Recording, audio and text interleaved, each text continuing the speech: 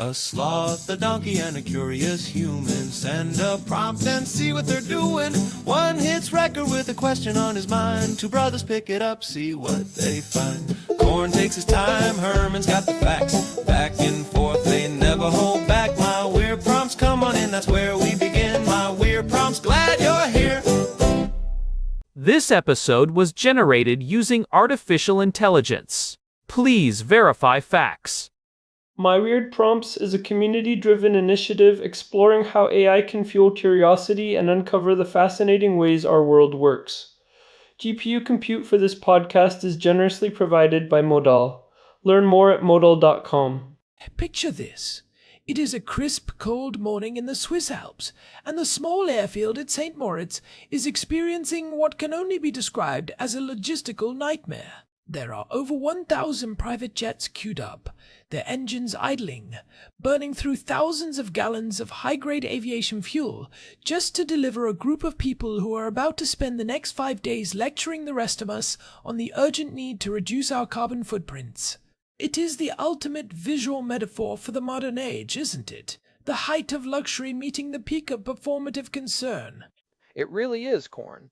And it is not just a metaphor. The data from Davos 2026 is actually quite staggering.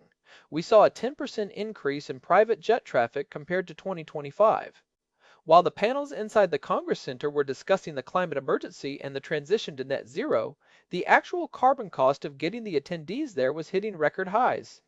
It is that specific disconnect, that chasm between the rhetoric and the reality, that we are diving into today.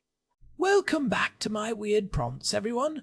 I am Corn Poppleberry, and I am joined, as always, by my brother, Herman Poppleberry here. We have been looking forward to this one. Our housemate Daniel actually sent us a prompt earlier this week that really got us thinking about the current state of global governance. He was asking about the World Economic Forum and whether it still holds any actual utility, or if it has just become a massive exercise in reputation management for the global elite. It is a timely question, especially given everything that has happened over the last year. We are recording this on March 13th, 2026, and the dust is still settling from the most recent summit in Davos. This year felt different, didn't it? There was this strange tension in the air, a sense that the Davos Man, as Samuel Huntington famously called him, is finally realizing that the world outside the mountain is moving in a very different direction. When Larry Fink, the co-chair of the World Economic Forum and the head of BlackRock, opens the summit by admitting that the forum feels out of step with the populist zeitgeist, you know the cracks are starting to show. He basically acknowledged that institutional distrust is at an all-time high, and yet the response from the forum seems to be more of the same. More panels, more pledges, and more closed-door dinners. Right, and today we want to really pull back the curtain on that. We want to look at whether stakeholder capitalism is a functional framework or just a convenient shield. We are going to look at the history, the structural issues, and the genuine alternatives that are starting to gain traction. We have got a lot to cover, from the hypocrisy of sustainable aviation fuel to the influence of the Trump administration's Board of Peace initiative on the global stage. It is a complex topic, but I think it is essential if we want to understand who is actually setting the agenda for the future. So, let's get into it. Let's start with that concept of the Davos Man. For those who might not be familiar with the term, Samuel Huntington coined it back in the early 2000s to describe a new class of rootless, hypermobile elites. These are people who see themselves as global citizens first, and members of a nation-state second. They are the ones who fly from New York to London to Davos to Singapore, making decisions that affect millions of people they will never actually meet. And in 2026, that class has only become more insulated. The World Economic Forum is the ultimate manifestation of that. It is important to remember that the forum is not a government. It is a private-public partnership. It has no democratic mandate, no oversight from voters, and yet it exerts an incredible amount of influence over global norms and policies. It is essentially a club that has convinced the world it is a parliament. That lack of accountability is the core of the problem, isn't it? If a government fails, you can vote them out. If a corporation fails, the market theoretically punishes them. But if the World Economic Forum sets a global agenda that turns out to be disastrous, there is no mechanism for the public to hold them responsible. They just move on to the next theme for the next year. They are accountable only to their strategic partners, which are the 100 largest corporations in the world, who pay hundreds of thousands of dollars just for the privilege of being in the room. And they do this under the banner of stakeholder capitalism, a term popularized by Klaus Schwab. The idea is that corporations should serve not just their shareholders, but all stakeholders, including employees, customers, and the environment. It sounds noble on paper, but in practice it often functions as a way for CEOs to dodge accountability to their actual owners, the shareholders, while currying favor with political elites.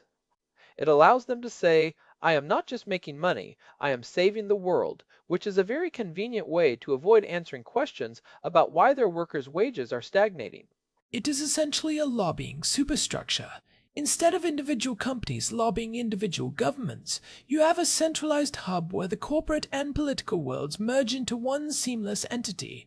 And when you look at the attendance this year, 60 heads of state and 830 CEOs, you realize that this is where the actual global power is concentrated. It is a one-stop shop for the global elite to align their interests before they go back home and sell those interests to their respective populations. But here is the thing, Korn. We have to ask, what does that concentration of power actually achieve? If you look back at the history of Davos, there were moments where it seemed to genuinely facilitate major diplomatic breakthroughs. I am thinking of the late 80s and early 90s. In 1988, Greece and Turkey signed the Davos Declaration to prevent a war. In 1992, Nelson Mandela and F.W. de Klerk made their first joint appearance outside of South Africa there. In 1994, Shimon Peres and Yasser Arafat reached a draft agreement on Gaza and Jericho. Those were massive, world-altering moments. They were concrete examples of the spirit of dialogue actually working. But when was the last time we saw something of that magnitude come out of Davos? It feels like we have entered what people are calling the pledge graveyard. Back then, it was a neutral ground for enemies to meet. Now, it is a curated stage for friends to agree with each other. That is a perfect description. Over the last decade, Davos has become a place where CEOs go to make grand announcements about carbon neutrality or diversity targets that have no enforcement mechanisms. They get the positive press cycle, their stock price might get a little ESG bump, and then 2 years later, those pledges are quietly walked back or forgotten entirely. Think about the First Movers Coalition or the various ocean plastic initiatives launched with such fanfare in 2022 and 2023. Where are they now? Most of them have missed their interim targets and have simply stopped reporting the data. We actually talked about this dynamic in episode 987 when we discussed reputation laundering. The World Economic Forum has become the premier venue for that. If you are a controversial tech mogul or a leader of a regime with a questionable human rights record, you go to Davos, sit on a panel about the future of humanity, and suddenly your brand is sanitized. You are part of the solution, not the problem. It is a way to buy a halo without actually changing your business model. It is the ultimate PR fig leaf, and they even have a literal fig leaf in the form of the open forum. That is the part of the summit that is supposedly for the public, where local residents and students can attend sessions. But anyone who has been there knows that the real action, the substantive decision-making, happens in the private suites and the invite-only dinners at the Belvedere Hotel. The open forum is just there so they can claim they are being inclusive. It is the democratic equivalent of a gift shop. It is a performance of transparency that masks a reality of exclusion. And the irony is that the Swiss taxpayers are the ones footing the bill for the security to keep the public out. Even though the World Economic Forum is a non-profit, tax-exempt entity in Switzerland, the government spends millions of francs every year on police and military protection for the summit. We are talking about 5,000 Swiss soldiers deployed to protect a private club. It is a massive public subsidy for an organization that claims to be independent of government influence. And that brings us to the Global Risk Report. Every year, right before the summit, the forum releases this report that is supposed to highlight the greatest threats to the world. In the 2026 report, we saw a very interesting shift. For years, climate change was at the very top, but this year it was slightly deprioritized in favor of economic instability and misinformation. Which is fascinating because it reflects the shift in corporate priorities. As the global economy has become more volatile and as the backlash against ESG investing has grown, the Davos crowd is trying to pivot. They are trying to find a new narrative that allows them to maintain their influence without being as vulnerable to the charge of being out of touch. By moving climate change down a notch, they are signaling to investors that they are focusing back on the bottom line, while using misinformation as a catch-all excuse for why the public doesn't like their policies. But they are still out of touch, Corn. You can't fly in on a private jet and then tell the world that the biggest risk is misinformation. People aren't misinformed about the fact that their cost of living is skyrocketing while the billionaire class is seeing record wealth gains. That is not a narrative issue. That is a structural reality. If the WEF wants to address misinformation, they should start by looking at their own press releases. It is also worth noting how they handle geopolitical reality. This year, the shadow of the Trump administration's foreign policy was everywhere. The Board of Peace Initiative, which has been pushing for a more transactional, direct approach to conflict resolution, is essentially the antithesis of the Davos model. The WEF loves long-term multilateral processes that never quite end.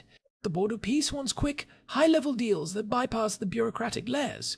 And you could see the discomfort. The Davos crowd thrives on the idea that they are the essential intermediaries. If world leaders start making deals directly, based on national interest rather than globalist norms, the World Economic Forum loses its raison d'etre. They are terrified of a world where they aren't the ones setting the table. This tension was palpable in the sessions on the future of trade, where the traditional WTO advocates were being drowned out by those arguing for bilateral, enforcement-heavy agreements. We saw this play out with the way they handled the MBS paradox, which we covered in episode 1135. Saudi Arabia had a massive presence at Davos this year. The forum needs their investment, and they need the energy security that the kingdom provides. So, they roll out the red carpet for Crown Prince Mohammed bin Salman, despite the obvious contradictions with their stated values on human rights and democracy. It is a masterclass in moral flexibility. They talk about the spirit of dialogue, but what they really mean is the spirit of capital. It is pragmatism masked as principle. They will tell you that engagement is the only way to drive change, but after 20 years of engagement, the change seems to be mostly one way. The autocrats are getting better at using the forum's language to justify their own power. They have learned how to talk about sustainability and innovation while maintaining absolute control. It is a symbiotic relationship where the WEF gets the funding and the autocrats get the legitimacy. So, if the public panels are a performance and the pledges are a graveyard, what is the actual utility of Davos in 2026? Is it just a networking event for people who are already at the top? I think that is a large part of it. It is the ultimate high-level trade show. If you are a CEO, you can have 20 meetings with heads of state in 3 days. From a pure efficiency standpoint for the elite, it is incredibly valuable. But that value doesn't trickle down to the rest of us. In fact, you could argue it actively harms the rest of us by creating a consensus among the powerful that is often at odds with the needs of the average citizen. It creates a bubble where the only solutions considered are those that don't threaten the existing power structure. Let's talk about that climate hypocrisy thread again, because I think it is the most visible example of this consensus. This year, there was a huge push at the Summit for Sustainable Aviation Fuel, or SAF. The idea is that if we just switch to fuels made from waste or plants, we can keep flying our private jets without the guilt. It is the perfect Davos solution, a technological fix that requires zero change in lifestyle for the people at the top. Right, and the science on SAF is incredibly contentious. Most experts will tell you that we are decades away from being able to produce it at the scale needed to make a dent in global emissions. Currently, SAF accounts for less than 0.1% of total aviation fuel. To get that to a meaningful level, we would need to dedicate massive amounts of agricultural land to fuel crops, which would drive up food prices and lead to further deforestation. And in the meantime, the promotion of SAF serves as a perfect excuse to avoid the one thing that would actually work, which is flying less. It is a classic case of greenwashing. You create a technological solution that doesn't quite exist yet, so you could justify continuing the behavior that is causing the problem in the first place. It is the carbon offset mirage all over again. Remember when we talked about that in episode 856? People pay a small fee to feel better about their flight, but the actual impact on the atmosphere is negligible or even negative in some cases. Davos is essentially a giant machine for generating those kinds of feel-good, low-impact solutions. It allows the attendees to maintain their status as moral leaders while continuing to be the world's primary carbon emitters. And while they are doing that, the actual movements that are trying to address inequality and climate change are being marginalized. Have you looked into the World Social Forum lately, or the other Davos that happens in Zurich? I have. The World Social Forum was started as a direct counterweight to Davos back in 2001. Their slogan is, "Another world is possible." They focus on grassroots movements, labor unions, and indigenous groups. But the contrast in resources is unbelievable. While Davos has the backing of the world's largest corporations and the protection of the Swiss military, the World Social Forum struggles to find funding and media coverage. It is a forum for the people who are actually living with the consequences of the decisions made at Davos. It is a David and Goliath situation, but without the hopeful ending. The media naturally gravitates toward where the power and the money are. So, we get wall-to-wall coverage of what a tech billionaire thinks about the future of work, while the actual workers who are being displaced by that future are barely a footnote in the conversation. The other Davos in Zurich is even more pointed. It is a gathering of activists and academics who specifically deconstruct the WEF's agenda, but they are often dismissed as mere protesters rather than serious contributors to the global conversation. This is where the Oxfam reports come in. Every year, Oxfam releases a report on global inequality to coincide with the start of Davos, and every year the numbers get more extreme. In 2026, they pointed out that the world's 5 richest men have more than doubled their wealth since 2020, while 5 billion people have become poorer. That is the real-world outcome of the era of stakeholder capitalism. While the WEF talks about inclusion, the actual economic system they oversee is concentrating wealth at a rate unprecedented in human history. It is a staggering statistic, and it highlights the fundamental flaw in the WEF's logic. You cannot solve inequality by asking the people who benefit most from it to voluntarily give up their power. That is not how human nature or economics works. Real change requires policy, regulation, and enforcement. It requires the kind of democratic accountability that the Davos crowd is specifically designed to bypass. They want to be the ones who decide how much charity to give, rather than being the ones who pay the taxes that would fund public services. So, when we look at the practical takeaways from all of this, how should our listeners process the news coming out of these summits? How do you separate the signal from the noise? The first thing is to treat every corporate pledge made at Davos as a marketing statement, not a policy commitment. If a company announces a major sustainability goal, look for the enforcement mechanism. Is there a third-party auditor? Are there legal consequences if they fail? If the answer is no, then it is just PR. We need to move from a culture of pledges to a culture of compliance. That is a great point. I would also say pay attention to what they are not talking about. If the theme of the summit is the spirit of dialogue, look at who is being excluded from that dialogue. Are they talking to the people who are actually being affected by their policies? Or are they just talking to each other? The silence is often more revealing than the speeches. This year, for example, there was almost no discussion about the role of corporate monopolies in driving inflation, despite that being a primary concern for most people on the planet. And we should also look at the difference between pledge-based action and enforcement-based policy. We are seeing a move in some countries, particularly in the United States under the current administration, toward more bilateral, enforcement-heavy trade and environmental policies. That is a direct challenge to the WEF model. It is saying that we are not going to wait for a global consensus that never comes. We are going to use our economic leverage to protect our interests and our values. This is the BS detector. If a solution doesn't involve a law or a tax, it is probably not a solution. It is a return to the nation-state as the primary actor. And for all the talk of global citizenship, the nation-state is still the only entity that can actually provide security, enforce laws, and protect rights. The Davos Man might not like it, but the world is rediscovering the importance of borders and national sovereignty. The globalist dream of a borderless world run by benevolent CEOs is dying, and it is being replaced by a much more grounded and perhaps more volatile reality. And that is why I think the World Economic Forum is facing a genuine crisis of legitimacy. They can't keep pretending to be a neutral platform for the common good when the results of their agenda are so clearly skewed toward a tiny elite.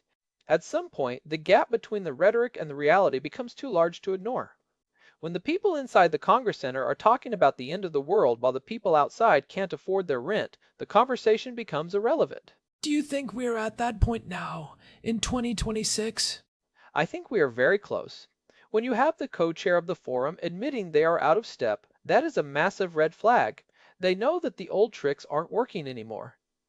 The question is whether they are capable of actual reform or if they will just keep doubling down on the performative aspects until the whole thing finally collapses under the weight of its own contradictions. If they were serious about reform, they would start by making their private meetings public and inviting their harshest critics to the main stage. But that would mean giving up control, and that is the one thing the Davos Man will never do. It is a fascinating moment in history. If Davos didn't exist, would we invent it? Probably. Humans have always had a desire for high-level gatherings of the powerful. But would we build it this way? Would we build it as a private, non-accountable entity that operates outside the bounds of democratic oversight? I hope not. I would hope we would build something more transparent, more inclusive, and more focused on actual results rather than just the appearance of progress. We need a forum for the world, not just a forum for the world's owners. That is the challenge for the next generation of leaders. How do you create a system of global cooperation that actually works for everyone, not just the people who can afford the private jet to get there? It is going to require a lot more than just a spirit of dialogue. It is going to require a fundamental shift in how we think about power and responsibility. It means moving away from the idea that the elite can solve our problems and moving toward the idea that the people must be the ones to set the agenda. Well, on that note, I think we've given people a lot to chew on. This has been a deep dive, but a necessary one. If you found this discussion insightful, we would really appreciate it if you could leave us a review on your podcast app or on Spotify. It genuinely helps other people find the show and join the conversation. We need more people looking critically at these institutions. It really does. And thank you to Daniel for sending in this prompt. It was a great excuse to look at the mechanics of power in 2026. It is easy to get caught up in the headlines, but the real story is always in the structures. If you want to keep up with the show, you can find us at myweirdprompts.com. We have got the full archive there, including the episodes we mentioned today, like episode 987 on reputation laundering and episode 1135 on the MBS paradox. You can also find our RSS feed there if you want to subscribe directly. And don't forget our Telegram channel. Just search for My Weird Prompts and you will get a notification every time a new episode drops. It is the best way to make sure you never miss a deep dive. We also post some of the source documents we use for our research there, including the Oxfam reports and the WEF's own Global Risk Report, so you can see the data for yourself.